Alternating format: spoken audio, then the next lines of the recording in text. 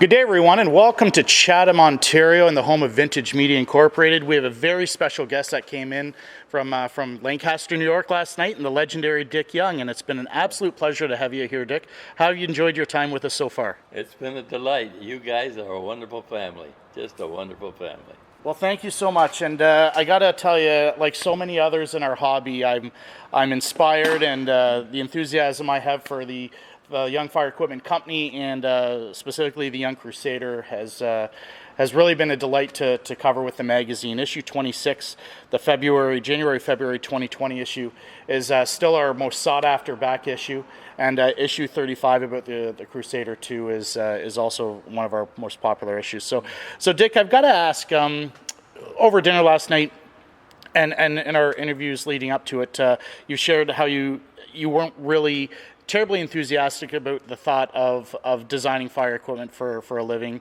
But what can you just share with our audience the story of how you got into to being the designer you are? Well, in the old days, for example, a door on a compartment was just a sheet metal, and you could wrinkle it like this, but nevertheless, that's the way it was. And I didn't like that. And I didn't like the fact that they didn't have protection in the wheel housing for salt. And I said to my dad, I really don't want to do this because I don't like the way you're building them. And he says, you don't? Could you do better? I said, I think I can make some improvements. He says, well, do it. So that started me. That gave me the spark to get into the business. Right on. And one question that I've meant to ask you over the years, and I'm looking forward to hearing the answer, is for decades, you dealt with different departments and different fire chiefs, and everybody had their own way of wanting to do things. As a custom apparatus manufacturer, were there any days you wanted to tear your hair out, or how tricky was it to placate and kind of, because every chief had their own vision with what was best for fighting fire. What was that like? Well, it was an interesting transition because when I first started in the 50s, they were the butchers, the bakers, the candlestick makers that made up the committees. And they were spending their own money. And they were very careful, and they knew what they wanted. As the years transgressed and we got into more volunteers, what are you going to give me to be a volunteer? I need a hat or whatever.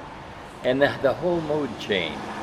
But nevertheless, the demands on firefighters became tougher every year. Yeah. And they had to listen.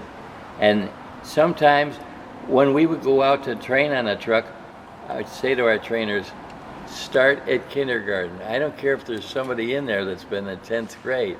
Start at kindergarten, so you bring them all along together. For sure. And that worked, and that helped the heck a lot. Wonderful. Well, Dick, I can't tell you how much it means that you came down to Chatham to visit us. Now, our folks are in for a real treat because we've got another legend in the hobby with us today. Author Walt McCall has come in from Windsor. He's going to sit down with Dick, talk about the Crusader 1, touch on the Crusader 2, and we're very fortunate to have in our backdrop today, by serial number, the last Crusader ever built, which is kind of neat. We're very proud of that. Not the last one delivered. That'll be featured in an upcoming issue of Vintage Fire Truck magazine, so hold on tight. And we're going to have Walt McCall come and join us on set. The Crusader has to be one of the most recognizable, iconic, unmistakable designs in at least the cab forward era history, really. Yeah. And everybody knows what that is. Yeah. Anybody that knows anything anyhow. Yeah. But I always like that dip in the lower glass. That's very practical. You can see down. Oh, there. yeah. You can see the end of the guy's bumper. That was front so of you. important. Yeah. Vision. And the two, a natural evolution, ultimate wide cab, eh? That really was. Yeah. And low, too. Low. But And the suspension was different too. which is? The suspension. Oh, really? How was that? Well, it was built to give you the stability, but still a soft ride. Uh-huh. It was. We worked very hard on that. An interesting thing is that you can take a channel and twist the channel, but you can't take a tube and twist the tube.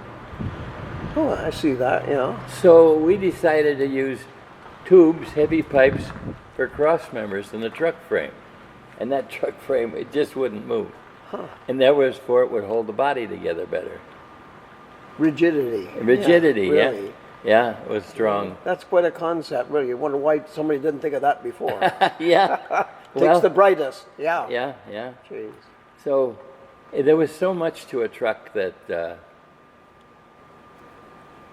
whether it was how you mounted a pump or how you put the body on, like the body had to have the ability to flex, even though the frame was tough.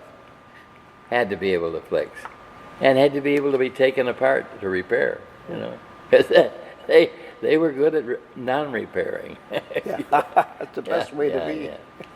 Well, on the Crusader, I was in my prime. I was 6'2", 250 pounds.